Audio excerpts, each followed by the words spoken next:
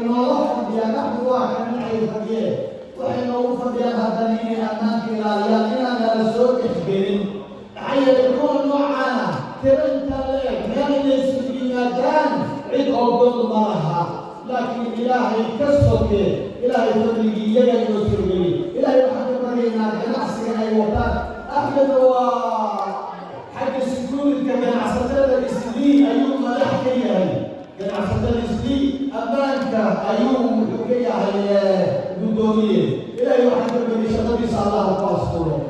ammaan ilaahay ha siiyo nabadgelyadiisa allaha adkeeyo ilaahay waxaan ka barya labada wiil ee nala shaqaynayay reeray yihiina reerahooda allaha u barakeeyo awlaadooda ilaahay saalixina uga yeelo ganacsigeeda wataana allaha ku ilaaliyo gacan bini aadam ilaahay ha ka kaafiyo cimrigoodana caafimaad irbaadiyar allah siiyo waxaan kaloo mahadcelinayaa mubaarkeena sheekh saciid raayi iyo sheekh maxamuud bartooni oo runtii aan ogahay inaanay waqti haynin oo ay noo ogolaadeen inay idin soo hor fariistaan iyagana waxaan leenahay talaabaday soo qaadeen ilaahay ajri xasanaad maalinka qiyaama miisaankooda ha ugu cusleeyo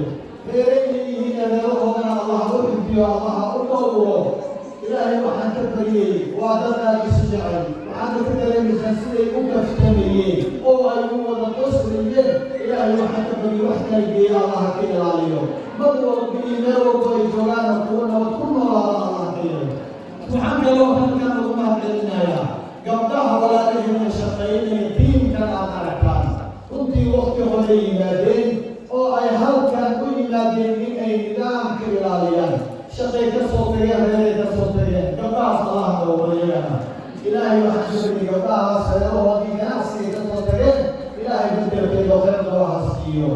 waxaan kaloo u mahadcelinayaa waxaa inala joogaa ducaad ayaa inala joogaa halkan oo gabdhaha hadalkan dheereynaaya iyaga ayaa iga dambayn doona insha allahu tacaala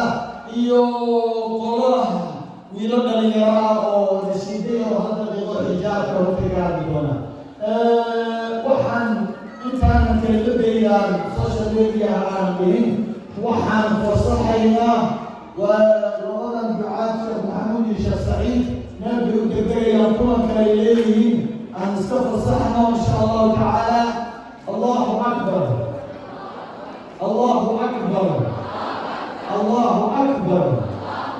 وندعينا ان شاء الله سنوات ربنا باذن الله تعالى.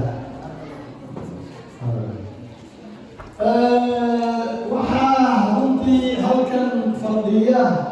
waa sheekh yuusuf masaajidka salaam toddoba sano imaamka ahaa oo wiilkaas quruxda badan ee aad aragtaan gabdhaha la bixinaya isagana qeybtiisa yuusuf inuu yidhaaho maxamed hadda nimansanaya ah كلمة بخرة من الإنجازية مرة على هالكن وعن روا حاوكين هو يلين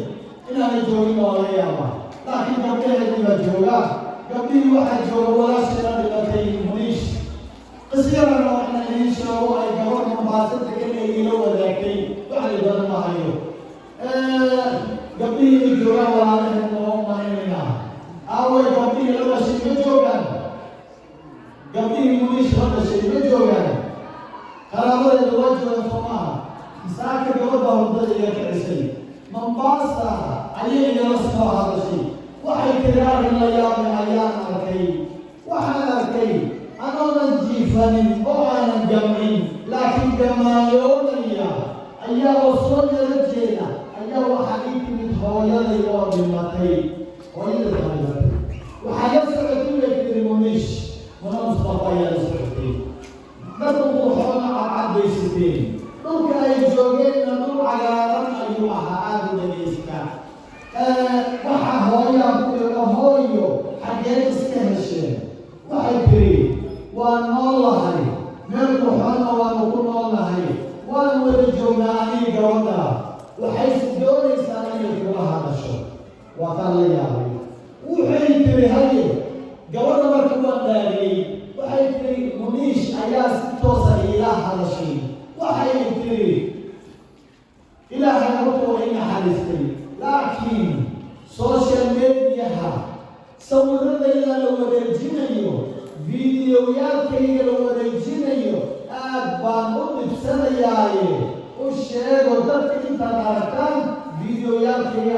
tirtiraan kow waxay kaloo tiri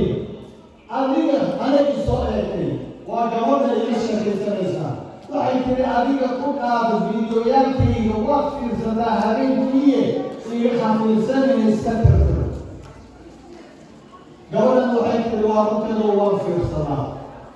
waxay kaloo ii raacisay waa naxsanahay bay tiri waxay ii raacisay gabadhay magaceeda magacowday fanaanada hajirtay oo ka baxday oo la yidhaahdo qaaliladan magacaasa ii sheegtay waxay tiri qaaliladan waan ogahay aniga dartay inay uga baxday meediyaha markaa dhintay kuwa kalena inay ka baxeen waa la socdaa waxaad ku tiraahdaa bay tiri yaanay dib dambi ugu noqonin fanka waan cabsaday bay tiri anigii hurdadii ka soo kacay bay tiri waxaan raadiya qofaan sheekada la wadaago walaalayaal fariintaas aniga qaamdaygu ahay inaan idiin soo gudbiyo laakiin waxaan rabaa waxaa gabadhaasi aakhirada kale allaha u naxariistee ay ka cabanaysa waa fiidiyoyaalkii ay duurtay iyay way dhimatay saaxiibadii bay hadalla u naxariistee waxaan marka rabaa inaan la dardaarmo gabdhaha maanta jooga sida walaalkeena uu inoo sheegayay laayga ku raadinayay jirkooda inay banaanka soo dhigaan hadhow yaa kaa bixin doona ilaahay ku dhaariyey geediduna waa xaq waxa been abuur ah ee social media ka socda waad garanaysaan ilaahay iyo rasuulkiisa way ogyihiin social mediaha wayna ka hadleen allahi wajtanibuu qawla zuur ka fogaada gabdhayahow